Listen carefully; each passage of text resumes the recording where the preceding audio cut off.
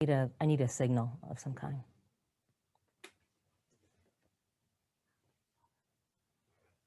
Hi, welcome to another evening of Straight Talk with the Connecticut Science Center.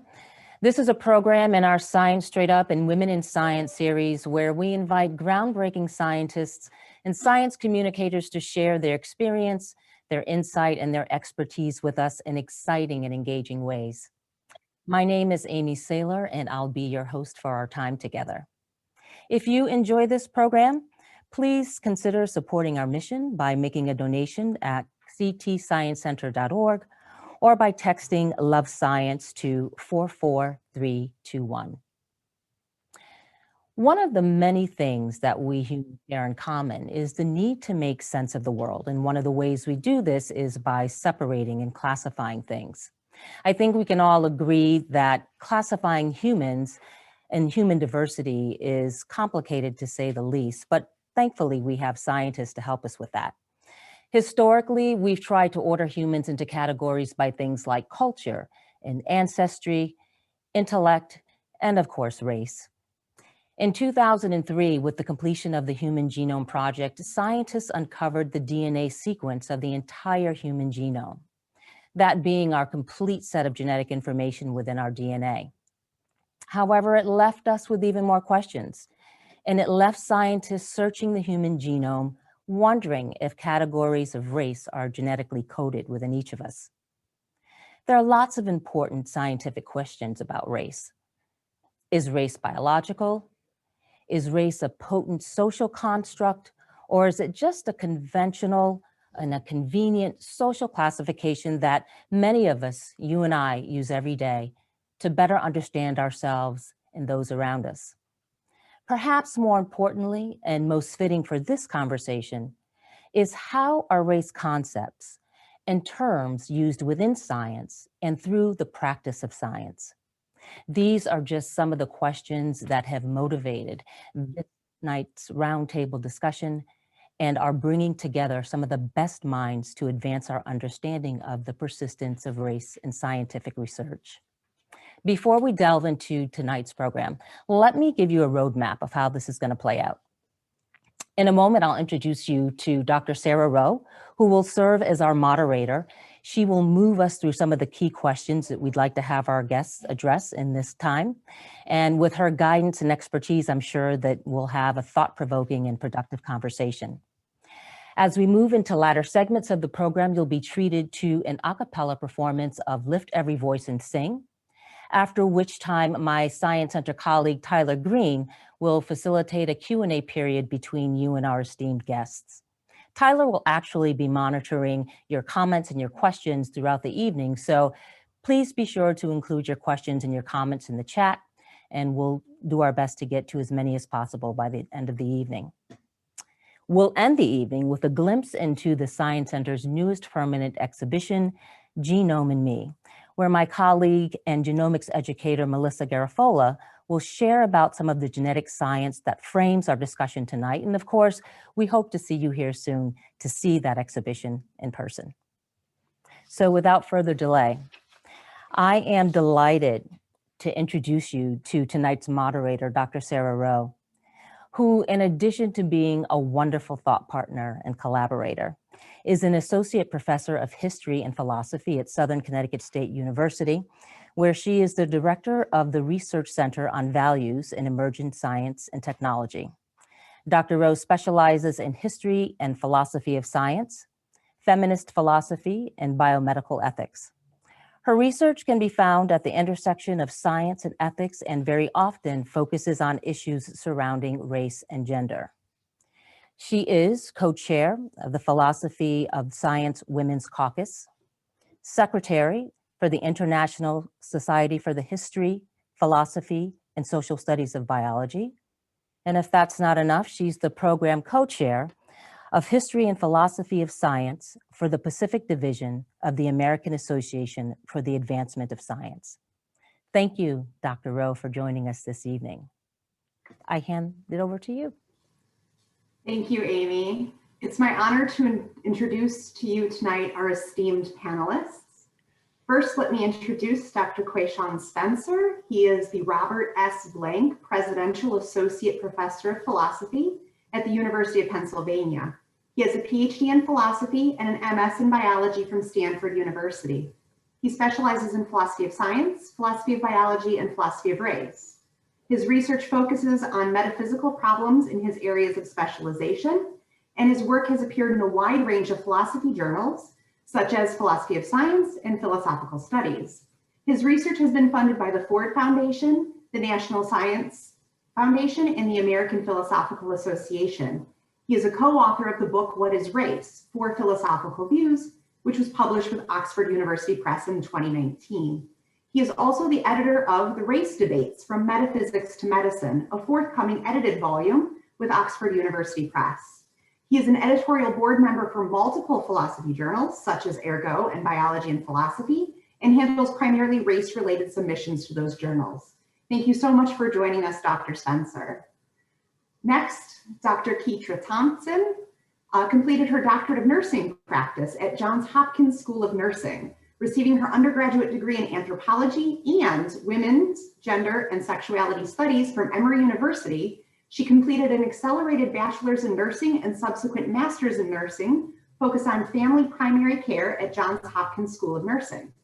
In 2017, her commitment to high quality primary care across the lifespan led her to Ohio State University Wexner Medical Center, wherein she completed a year-long postgraduate advanced practice provider fellowship in the family medicine department. Throughout her undergraduate and graduate matriculation, she has been actively involved in both quantitative and qualitative research projects, volunteerism, and advocacy. She has a background in psychiatric community health nursing, correctional health care, adolescent wellness, and women's health. Her doctorate work focused on the integration of trauma-informed reproductive health services into an urban family drug court program. As a VA member, please note her opinions expressed during our time tonight are hers alone and do not represent the views or opinions of the federal government. Thanks so much for joining us, Dr. Thompson. Finally, but importantly, Dr. Cleo Roll earned her PhD in microbiology and immunology from the University of Miami. Her graduate work focused on the generation of effector and memory T cells for adoptive immunotherapy to treat solid tumors. During her postdoctoral training at the University of Chicago in the Department of Surgery, section of neurosurgery, Dr. Roll characterized the immune response elicited in the brain tumor microenvironment. As a postdoctoral fellow in the Department of Medicine, section of hematology and oncology, she examined genomic alterations in lung cancer based on the racial backgrounds of patients. Her publications include articles on the kinetics of T cell development, mechanisms of immune evasion in the brains of glaucoma patients, and the characterization of novel genomic alterations in thoracic tumors, as well as invited reviews and book chapters describing therapeutic strategies for cancer. Currently, Dr. Roll is an associate professor and program coordinator of the biotechnology program at Capital Community College and an advocate for increased access to STEM education for underserved student populations. Thank you for joining us, Dr. Roll.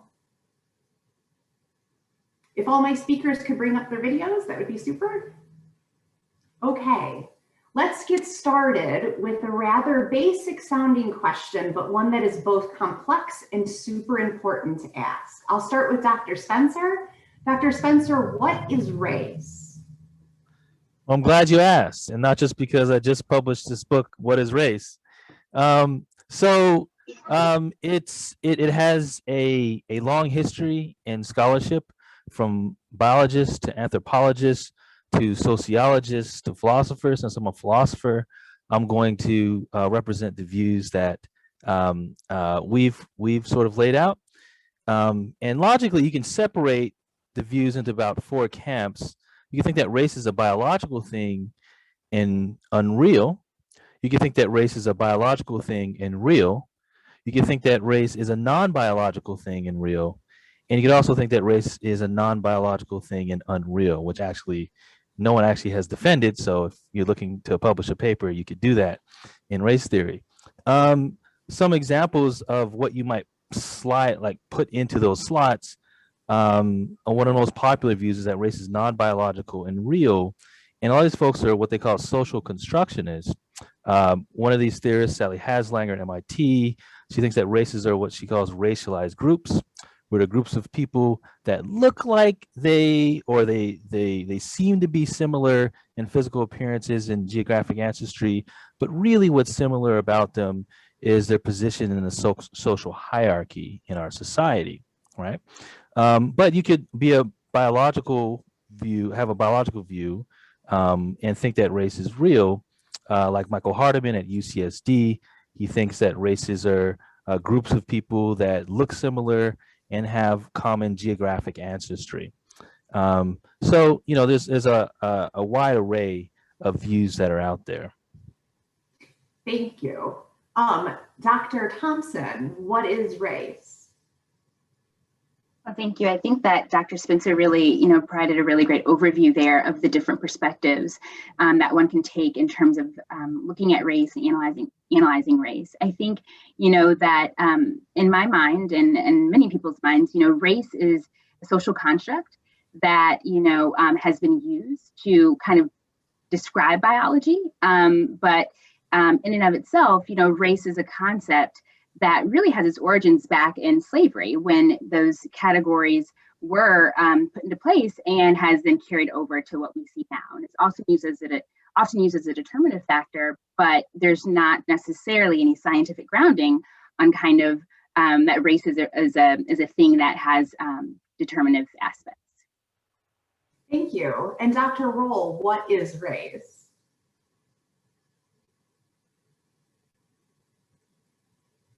Ooh. Dr. Roll, turn on your microphone. We're missing important information. So sorry about that. So I fall on the side of it that it's a social construct, and it's definitely used primarily from a research perspective for categorizing people based solely on phenotypic or how they look. There's really not been any definitive studies, in my opinion, that have really identified a genetic basis of race from the entire genome perspective. There are genetic variants that happen in some groups, but that's usually linked to one gene and not necessarily across as broadly as we would like to categorize groups. Well, thank you all. Let's move on to our next question. Should we think about race biologically or socially? And you all kind of hit on this just a little bit. So in particular, in your view, how should we be thinking about race? Let's start with Dr. Spencer.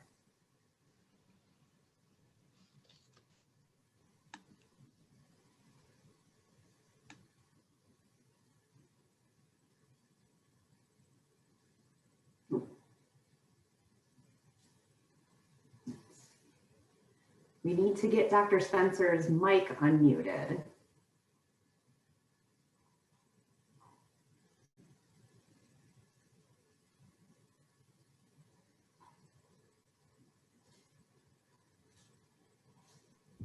Oh, there we go. All right. I thought I might have said something too controversial in my first remarks. No, we haven't censored you yet. So I should say that my view on what race is a bit complex, what they call a pluralist, where I think that we have ways of talking about race that are biological and ways that are talking about race that are non-biological social constructs. So I'm kind of in the camp of everyone's right and everyone's wrong at the same time. But with respect to how we should talk about race, that's a separate debate in the literature. And I haven't really developed a view on that. However, I have a student who did just write a thesis on that, Grace Wu at Penn, and she came at it from the point of view of social justice, right? So if you're talking about engineering your terms, like how should you define your terms, you might want to have a pretty laudable goal in mind. And there's a lot of ways of thinking about social justice in literature, but one way that's pretty common is called this Rawlsian view, justice is fairness, where you focus on everyone having equal basic liberties, everyone having fair equal opportunity, and whatever differences you have in your society, you have to make sure that they're fair and they're not unjust. But when we look at the differences we have in our society, of course, we see that not all of them are fair and just. So you might want to define race in such a way that you're able to rectify those injustices, right? Now, one way that I think that we have injustices in our society is through what Jorge Garcia at Boston College has called volitional institutional racism, which is a way of being racist that's tied to the volitions of people. So you could actually intend to injure someone based on their racial membership. That's one way to be a volitional racist. But you could also have morally insufficient care with respect to other people based on their race. And of course, we know that there are instances of both types of racism in our society. But in particular, here are two examples where you can make a case for a pluralist approach to how we should define race. So think about how police officers treat certain people in our society worse than others. I think here, like a Haslangerian social constructionist view would be quite useful because what matters isn't any sort of biological features that you have per se, but it's people's perceptions of you and how they're actually treating you. So someone like, say, Rachel Dolezal, who came to fame in 2015 for claiming that she was Black and it wasn't clear that she was based on her ancestry. She came to fame partly because she claimed at least she was getting pulled over from DWBs driving while Black. So if that actually is how she was being treated, I think it's right to classify her as Black in that context. But now think about, say we're doing drug design in clinical research, and we want to get a good representation of alleles that could respond differently to the drugs that we're producing, right? And in the history of medicine, we've had a bad habit of misrepresenting the genomic diversity of the human species by focusing very intensely on people of European ancestry. There's lots of cases in the history of medicine. Plavix is one case where it's a blood thinner that helps reduce the incidence of heart disease and heart attack. Our clinical studies that were FDA approved were over 90% white, right? You might think, well, what's the problem? There's nothing biological to race. But in this context, I think it's appropriate to think about race as some continental ancestry groups, because it's a blunt tool. We're not saying that everyone's similar in these races in terms of their genomics per se, but there are allele frequencies that are more likely to be found in certain groups versus others. And that is what we found in that case. Native Hawaiians and other Pacific Islanders were more likely to have alleles that weren't capable of metabolizing this drug in the same way as everyone else. And it actually led to a twofold increase of death after being prescribed and taking Plavix. So this was settled and this whole legal stuff. But I think these are some cases where you can make a strong case for pluralism insofar as there's no single way of thinking about race that can do everything we want to do to bring social justice in our society. Great. Dr. Roll, should we think about race biologically or socially? And don't forget to unmute yourself. So I think the case about Plavix that Dr. Spencer mentioned was a very classic example of why we should be considering race to some extent, but more so from an ancestry perspective and not the categories that we like to generalize races into. I think that it is the way that most scientists are leaning towards, because that's where you start to see the genetic or genomic differences, is when you look at the ancestry of people rather than how they look physically. Great. And Dr. Thompson, should we think about race biologically or socially?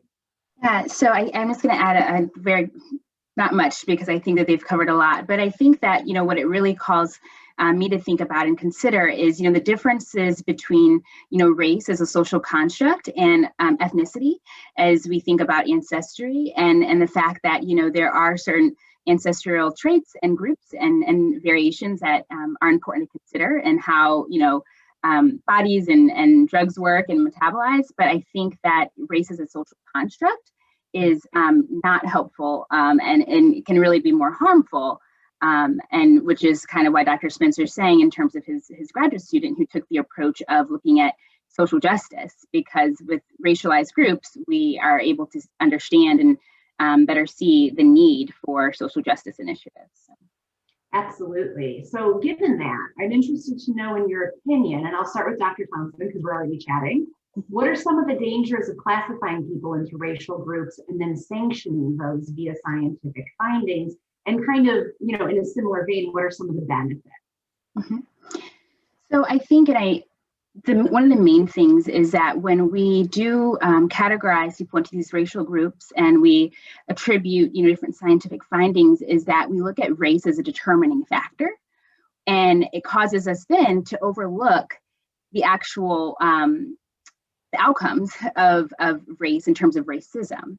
And so, racism oftentimes is really what is happening and why there are certain variations that we might see in our findings, or people may be experiencing different things or have different outcomes, not race itself. And so I think that that's a critical thing that we have to keep in mind in terms of the dangers of scientific sanctioning based on race. I also think that in terms of what we can take from the fact that race is often used in that way is that it highlights, health disparities and issues that are happening. And I think in that way, it's important for us to recognize still, though, that it's not necessarily because someone is of a specific race, but their likelihood of experiencing racism, which then dictates their lived experience. And when you put those two things together, you're going to find, variations between groups, but we can't make the assumption that means that, there are biological basis for those differences or innate reasons why people have different outcomes. Yeah.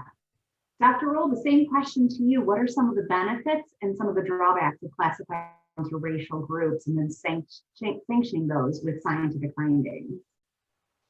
I think what sticks out most in my mind are the negative effects of using race in medicine and biology in general, because I think about the way that patients particularly are treated and diagnoses are missed because a disease is not known to be prevalent in certain races. And so that's what sticks out most in my mind with regards to this question. Some of the benefits, so the benefits are purely for standardization of data. If we want to look at how different groups are treated, how we are going to have representation of different groups, then race is usually a standard that we use. And I think that's probably the biggest benefit, is it allows us to standardize our analysis of data and trying to capture representative races. Absolutely. And then finally, Dr. Spencer, the same question to you. What are some of the benefits and drawbacks to sanctioning racial groups via scientific findings? I don't think I'm going to differ much from what has already been said. I could just highlight some things. I mean, that some of the benefits would be, as Dr. Roll said, improving the efficacy of our drugs by getting better samples, improving our tools by standardizing them better. I mean, there are other examples I could bring up, like there are cases where we actually have lower accuracy rates for people with darker skin because they weren't included in the sample for certain sort of medical devices. So that's obviously good, gets us closer to social justice. But then the negative stuff is, thinking about races in certain ways, it might be counterproductive. You might actually be undermining a route to social justice, insofar as there might be a better way to go about getting what you need without using race, and maybe using race will bring up some racist attitudes or something like that. That would be counterproductive. Yeah, well, thank you, everyone. I'm really interested in kind of learning more about how you in particular think about or utilize notions of race. So our next question is would you consider within your research or practice race a useful notion, and how so? Let's start with Dr. Thompson. Sorry about that. Yeah, so I think, given that it's a social construct and the approach that I take to looking at race, I think that, as Dr. Roll said, it is, a helpful tool for categorizing groups of people, because that's the current category and system that we use. It's kind of societal exchange. I think that when it comes down to it, in my clinical practice and also in doing research, that, race allows me to, I think, understand which groups of people that I'm working with have suffered more likely than not the consequences of racism. Because the fact of the matter is that discrimination is real. So I think it enables me to be able to take a social justice perspective and lens to research and to clinical care. But I do think that, it's important to also recognize ethnicity. Like we mentioned, those ancestral notions in terms of clinical practice and care. But race in and of itself is not necessarily a useful notion. Unfortunately, it's a system that we have to work with, the categories we have to work with in terms of how, I'm able to categorize data sometimes in the groups. But I would love to see, us be able to figure out a different way of doing that. Absolutely. And Dr. Roll, would you consider within your research race a useful notion? So I think it's useful for capturing or trying to get a representative sample, because when people usually self-identify to the races, then we can build a database of samples that represent, a wide spectrum of the population. And then that allows us to uncover any possible genetic differences or genomic differences that may be present across different people. So that's kind of where I would say that race is useful. Also, just for purposes of getting funding, a lot of the federal agencies require you to include race and gender, or sex rather, as categories for funding, and to show that you are attracting these different populations into your studies. So it's kind of a required part of research, particularly if you want federal funding. Yeah. And Dr. Spencer, do you consider within your research race a useful notion? Absolutely, since I'm a race theorist. So it pays your bills. It pays the bills. But more seriously, as you mentioned in the intro, I do focus more on metaphysics of science. And for those who aren't aware, metaphysics is the study of being in reality, right? And so we're trying to figure out what there is, and we're trying to weave together explanations from all our observations across all the sciences and even ordinary life. And it would be incredibly difficult to give an account of what there is without including race in that story. And so I've definitely found it to be useful. Even philosophers who don't do metaphysics find it useful, like in social political philosophy. There's lots of work right now trying to develop arguments for reparations and so forth. Kind of hard to do that without talking about race. So yeah, absolutely. Good. Our next important question, I think, is very timely. How might race thinking in science be playing a role in our current response to the COVID-19 pandemic? And I'll start with Dr. Roll first. I think more so than race, what we're looking at with COVID-19 is racism. And that is what has completely changed the way that we are providing care, vaccination. And so it's more racism than race. And so I guess from that perspective, it definitely then becomes a social construct. And what we're seeing with regards to patient outcomes is definitely related to the social construct of race. The stressors that being Black or brown places you in this country, the lack of healthcare, you're traditionally living in multi-generational families. And so all of those impact not only the spread, but also the death rates that we see. And of course, comorbidities. So all those underlying health conditions that we have due to the fact of racism in healthcare in particular. So I think more so than race, what we're seeing with regards to COVID-19 is the effects of racism. Yeah, that's really important. Dr. Thompson, how might race thinking and science be playing a role in our response to the COVID-19 pandemic? Yeah, I fully agree with Dr. Roll. I would, just add that I think that it's important to realize that, racism, for those that of marginalized racial groups, that the oppression that comes with that is, equivalent to that of a chronic disease, a chronic condition, because it impacts, the biology. If you think about the impact of everyday life that someone is under, if they're of a certain racial group, that is marginalized, then the stresses, the opportunities they don't have. So when we think about the COVID-19 pandemic, we're going to see an exacerbation of health inequity that was happening before COVID-19 and will unfortunately continue after, but it's heightened because these are groups of people who have been oppressed and have been, as Dr. Roll mentioned, kind of living with this disparity socially, health-wise, just across the spectrum. And so we're seeing the outcomes of that at exponential rates in those groups. Yep. And finally, Dr. Spencer, how might race thinking and science be playing a role in our response to the COVID-19 pandemic? I'll just strengthen some of the points just made, but I'll break a little bit by saying I think race is playing a role insofar as that's the target of the racism, right? Certain races. Now, I mean, there is philosophical work where you can define racism without adopting any sort of metaphysical view on race. Like there are some philosophers who think that. I'm of the camp where racism makes the most sense when your attitudes are being directed towards particular races. And in particular, like Garcia's volitional account, where we're not having morally sufficient care with respect to certain racial groups, at least in our society.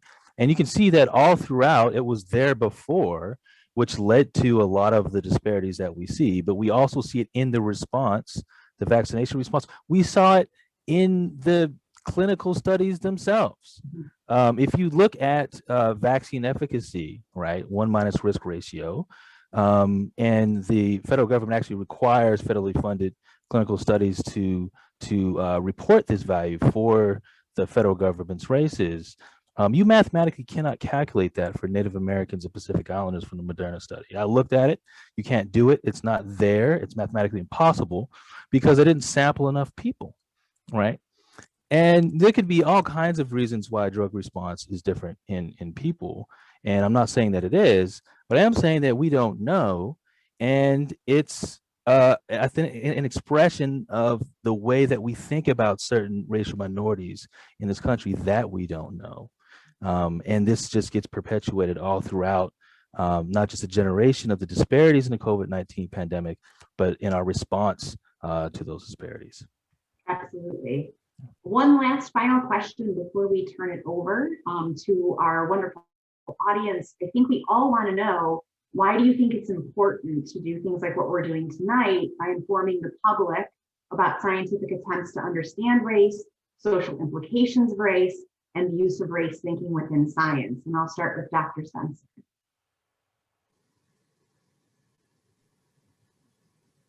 I'm sorry? So the question is why do you think it's important to inform the public about scientific attempts to understand race, social implications of race, and the use of race thinking within science? Because we're all part of a society whereby being informed about important issues is important for all of our thriving. Just like being informed about civics is important for having a well-functioning political system. Being informed about science and the relevant philosophy of science, metaphysics, and so forth is important for having a well-informed people in responding to a pandemic that's science heavy. If you have a bunch of people who are evolution skeptics, it's going to be kind of hard to convince them of the seriousness of what's happening, right? So that's my perspective on that. Dr. Thompson, why is something like tonight's event so important to inform the public about scientific attempts to understand race, social implications of race, or the use of race thinking within science? Well, I think that, for one, we are in, times where we all need and want, I think, to further understand. I think that when we think about where we're at now, having this conversation about race and, what is it and is it real? part of that is because of misunderstanding, you know, way back when, and failing to have conversations. And I think, it's important to gather different people's perspective, ideas, and to understand the ways in which race is impacting us all at the individual level and then at the societal level. And so I think that these types of conversations are so important to engage with each other around these notions and how we see it impacting our lives and what our beliefs are about race and its application. Yeah, absolutely. And finally, Dr. Roll, why do you think it's important to inform the public about scientific attempts to understand race, social implications of race, and the use of race thinking within science? I think it's important that everybody understands what race is and what it isn't, because that can help push us and get outside of our comfort zone and realize the historical aspect of race and what it was used to classify people, but then realize if we start to look at it from a biological or scientific perspective, we're really more alike than we are different. Yes, right? And so the only way we're going to have those conversations and really appreciate that is if we have these types of conversations and make the topic approachable. And then the other part of your question was, sorry, I got so caught up, the social implications of race. And so everything society needs to understand and really get a grasp and be comfortable discussing race, because it is such a major part of who we are, unfortunately and fortunately, for some groups. And so society definitely needs these types of conversations where we put it into a social construct or biological construct, to have really, sorry, I just lost my train of thought. To really begin to be productive and make reasonable decisions with regards to how we treat each other, how society moves, our political situation. So race plays a role in that, and I think we have to definitely look at it from a social perspective as well. Absolutely well said. I'd like to thank particularly Dr. Spencer, Dr. Thompson, and Dr. Roll for your time and absolutely invaluable expertise.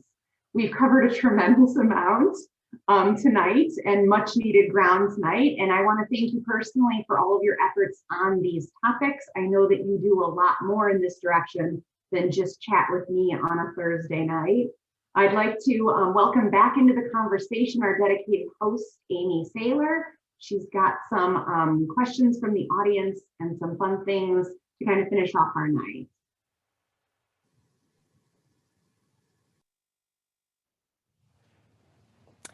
Thank you, Dr. Roll. Thank you, Dr. Rowe. Thank you, Dr. Spencer, and certainly thank you, Dr. Thompson, for, again, sharing your time and your expertise with us this evening. Thank you for giving us things to think and rethink about. And before we actually go into the Q&A portion, I'd like for us to pause in recognition of Black History Month. And we will be treated to a performance by one of Yale University's premier a cappella groups, Shades of Yale. Drawing on the rich ethnic and musical backgrounds of its members, Shades strives to achieve the most dynamic and powerful music presentation possible, with a focus on music of the African diaspora. They have performed internationally for former President Obama, Nelson Mandela, and alongside music icons such as Lenny Kravitz and Ladysmith Black Mambazo in South Africa. Here to perform Lift Every Voice and Sing, also known as the Black National Anthem. Enjoy.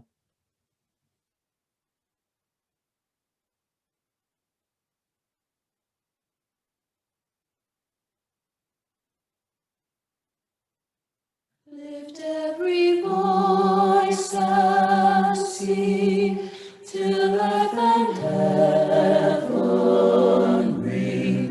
ring with the harmonies of liberty.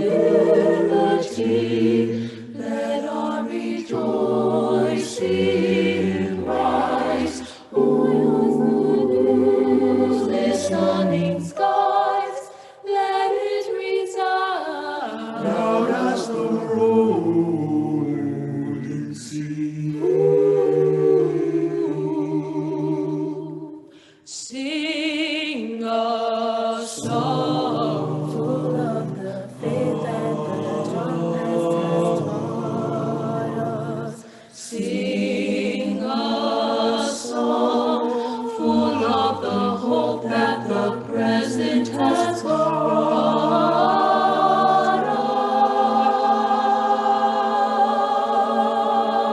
us.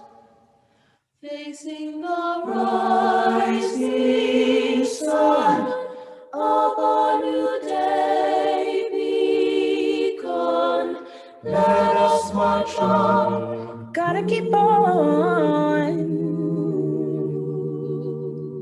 Let us march on. Marching on.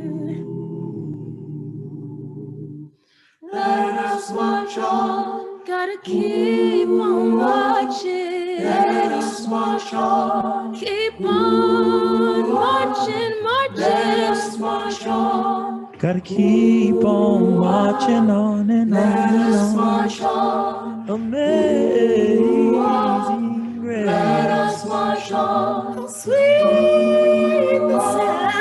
Let us march on. I once was alone, Let us march but on. now I'm found. Let us march on. Ooh, ah. Let us march on till victory is won. Is won.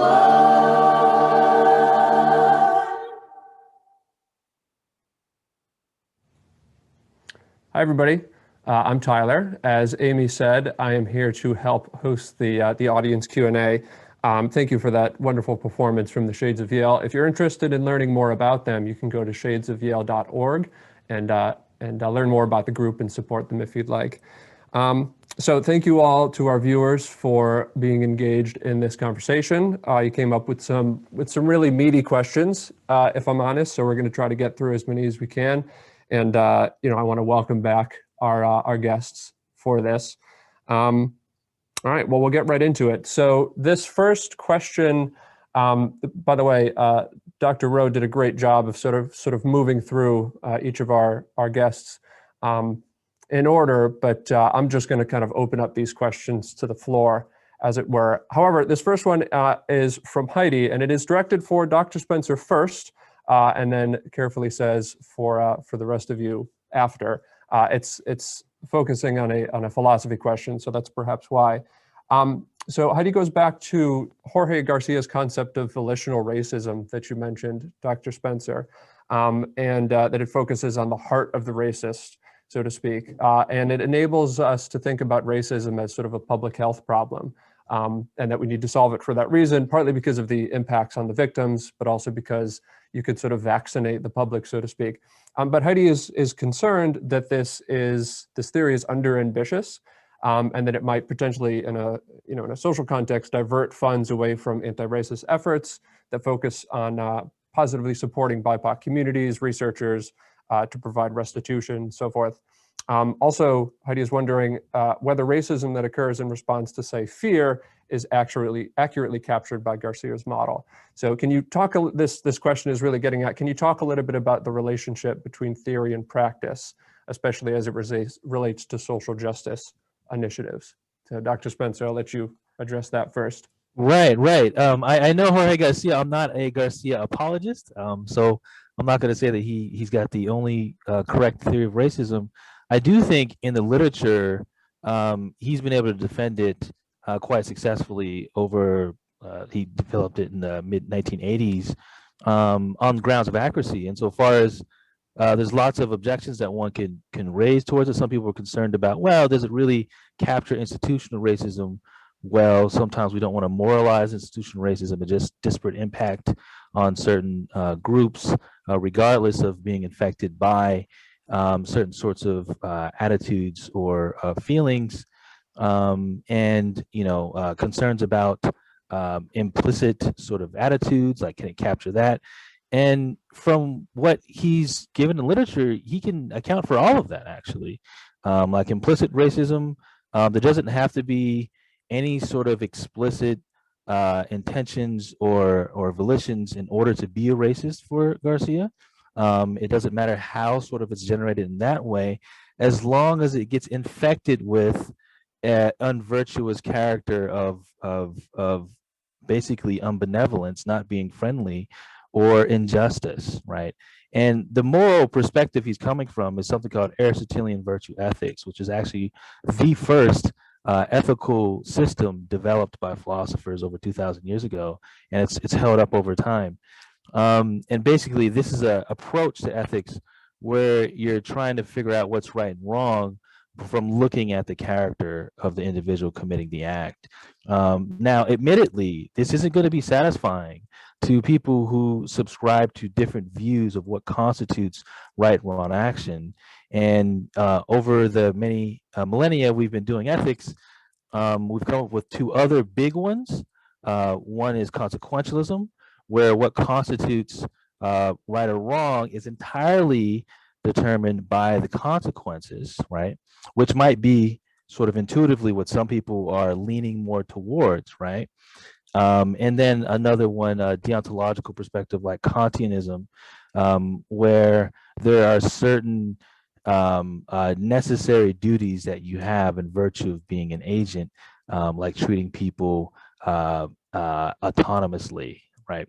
So I think where he gets into problems is with respect to other people's intuitions about what constitutes the good life, what constitutes right and wrong, just and unjust.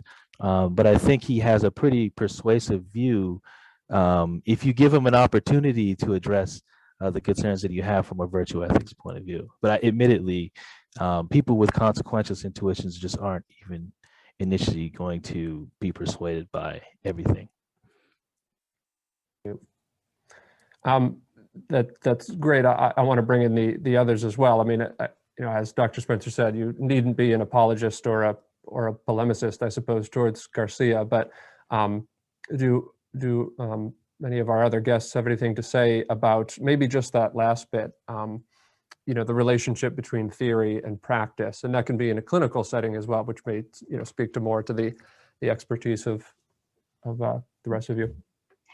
The one thing I'll say, and I don't know necessarily that it speaks directly to that last point, but I do appreciate Heidi bringing up the fact, I think that, a lot of efforts to try to dismantle racism and the structural racism that is impacting all of us in society, whether we kind of recognize it firsthand or not, has to be very intentional, right? And there has to be efforts that are, funded efforts sometimes, but that it does really take, everyone's efforts and being on board to slowly start to try to intervene on structural racist practices and policies and, organizations that have for far too long, kind of gone unchecked. And so it's not going to happen overnight. It's not just focusing on one group of people. It really is, it has to be a collective effort. So that's all I would add there. Okay, thank you. So we'll move on to another more simply worded, but certainly not more simple question. What are your thoughts on the reemergence of concepts such as eugenics or racial intelligence theory? You could frame this question as, we'd like to think that we're making progress, but I'll open up the floor to whoever would like to address this first. Personally, I don't think eugenics or the concept of it ever really went away. There's always been a pocket of scientists who have continued to do that type of research and be published. And so it's never really went away. What has happened is that we have gotten better techniques and been able to evaluate data in better ways. And so we can start to address these questions and disprove them. So it's not reemerging. It's not this kind of new phenomenon that's happening. It's always been there. And and it will persist. And so we just have to continue to work against it. In complete agreement with that. I'm exactly as cynical as Dr. Roll about this. It might be useful to get on the table some basic like terminology. So Francis Galton is widely considered to be the creator of eugenics. He was Darwin's cousin, and imagine that Thanksgiving, right? But and so he didn't, as clearly as philosophers love to define eugenics, he actually did it in multiple ways. But the most straightforward way of charitably thinking about what he was working on was with this hypothetical that he called the zoological hypothetical, where if you walked around in a zoo and you were looking at all the different creatures of the world, you can ask this normative question, well, what sort of states would these creatures assent to having in order to live the best life that they can, right? I don't know what he was, but that was his hypothetical, and that got him to certain sorts of things are good for certain sorts of species, and certain sorts of things aren't good for certain sorts of species.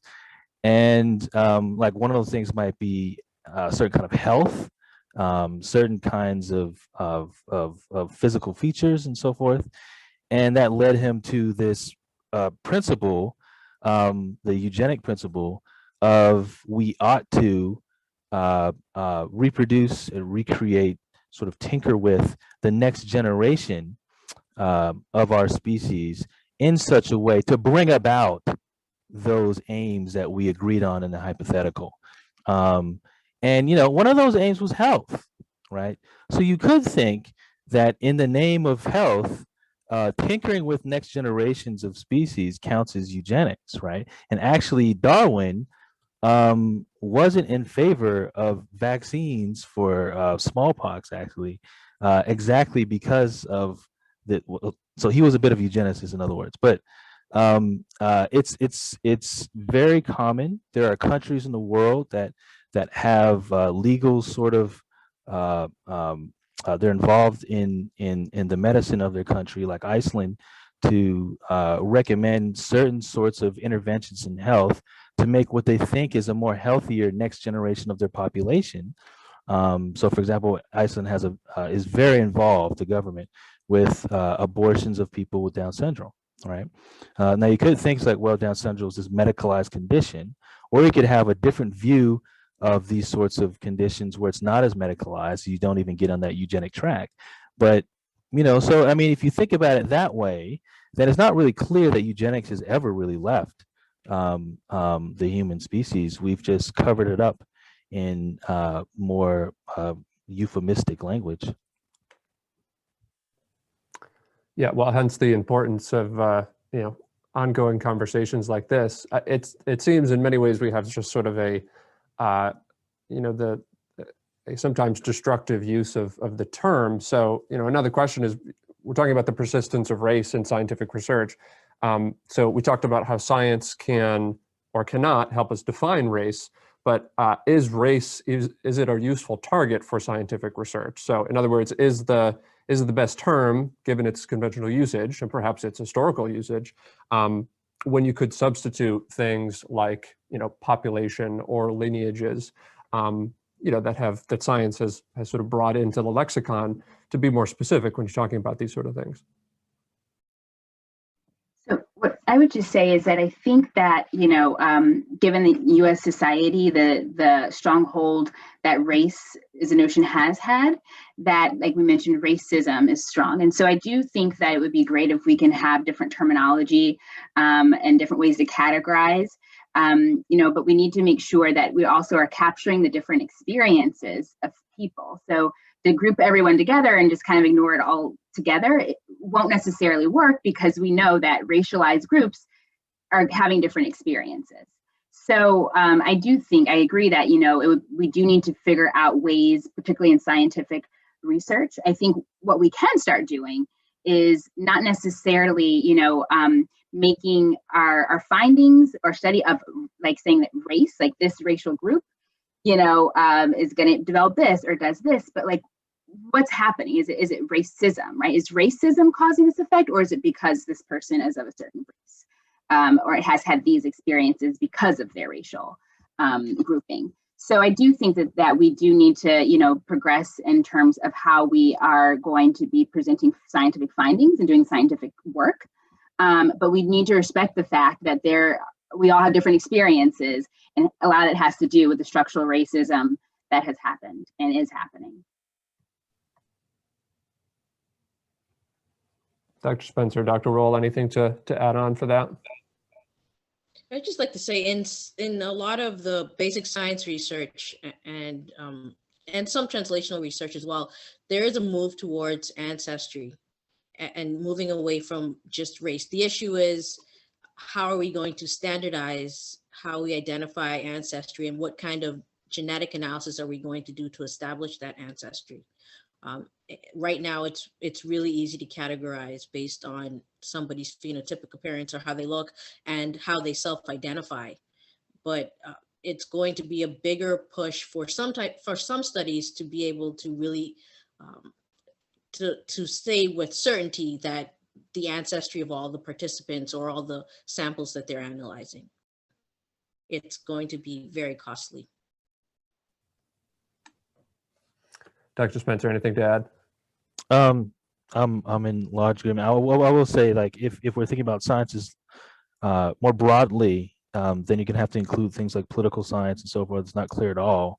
You're gonna be able to get empirical adequacy in those sciences without talking about race. Like, try to make sense of what just happened in the last election or the one before that without talking about race. It's gonna be very hard to do that.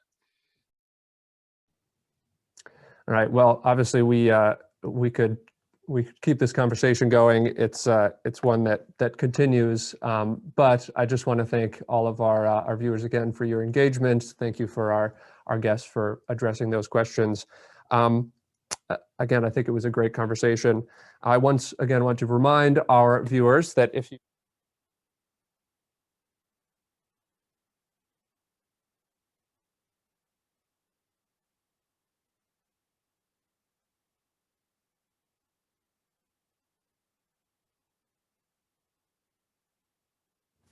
Last but not least, to sort of bring us to the conclusion of our program, I'm going to send it over to the Connecticut Science Center's Melissa Garafola. She is our resident genomics educator, who is going to give us a brief preview of our newest exhibition. It's called Genome in Me, and talk a little bit about the science that has informed our conversation this evening. Melissa.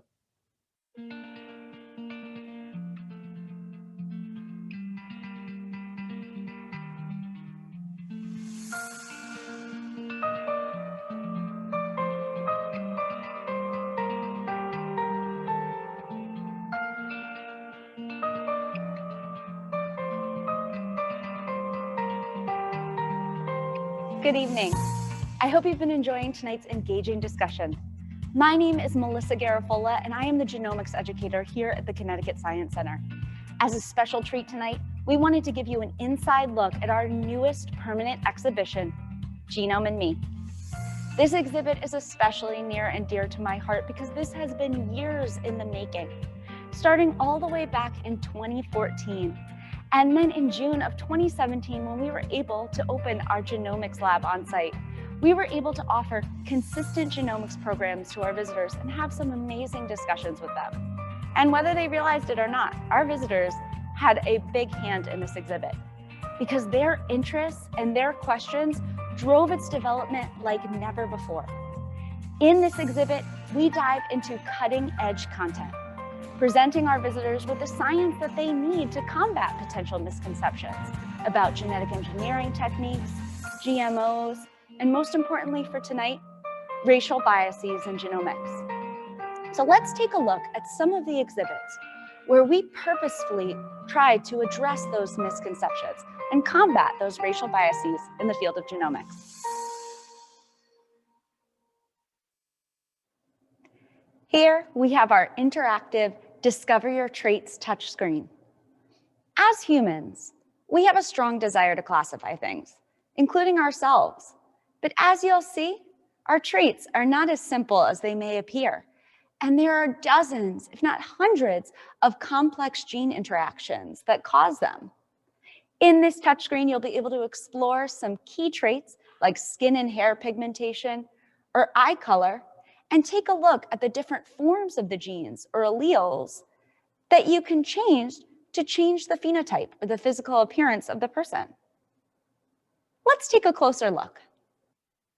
Let's start with skin and hair pigmentation. Skin and hair pigmentation, just like eye color, is all produced by the pigment melanin. And we can make two different types of melanin: eumelanin, which is a little bit darker, and pheomelanin, which has lighter skin and hair colors.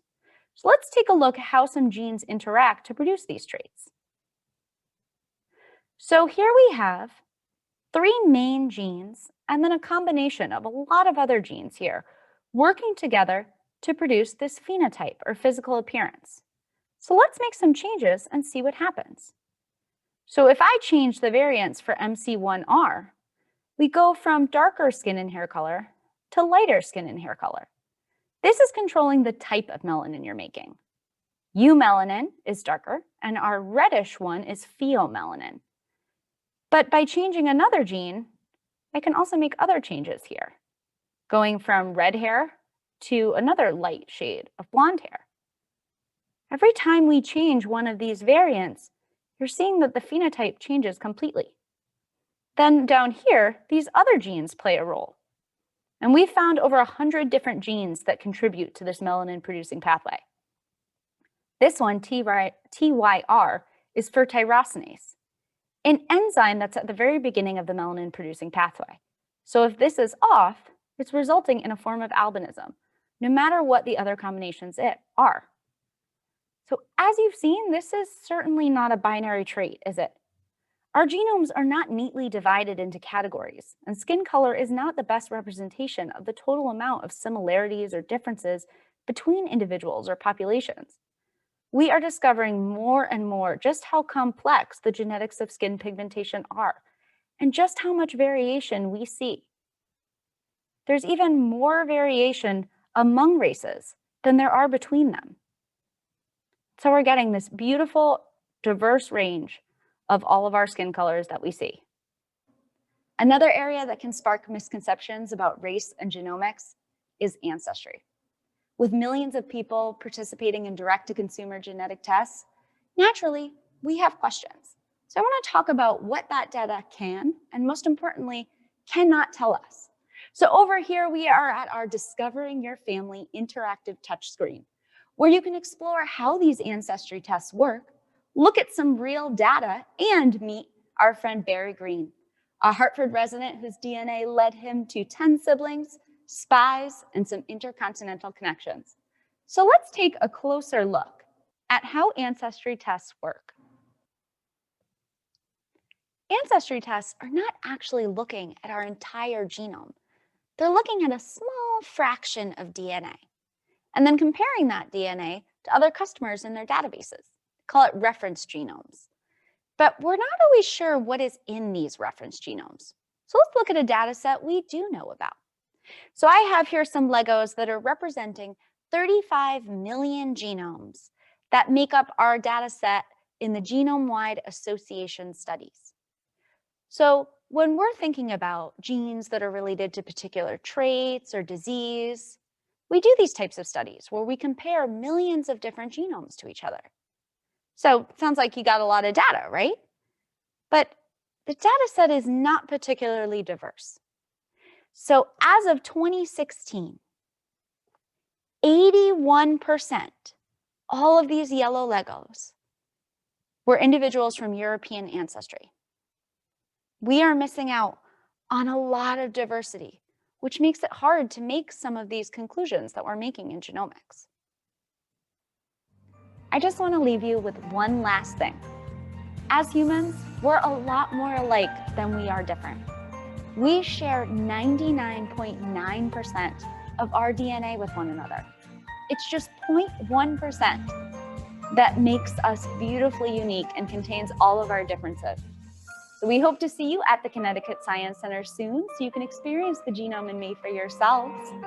Thank you again for joining us for tonight's Straight Talk event. And with that, I will turn you back to Amy. Good night.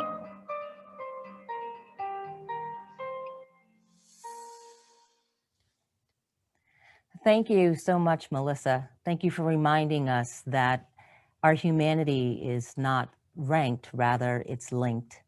And I want to thank you, our audience, for choosing to spend part of your snowy Thursday evening with us here at the Connecticut Science Center. Thank you to all my Science Center colleagues, and certainly our wonderful panel of guests, Drs. Rowe, Dr. Roll, Dr. Spencer, and Dr. Thompson.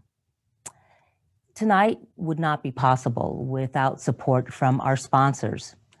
A special thank you always to the Pettit Family Foundation as the founding sponsor of the Women in Science Initiative here at the Connecticut Science Center. Thank you also for additional support from Voya Financial and Vistra. Again, if you've enjoyed this program, please consider donating to us at ctsciencecenter.org or by texting Love Science to 44321. Thank you all again. Stay safe, stay warm, stay well. Good night.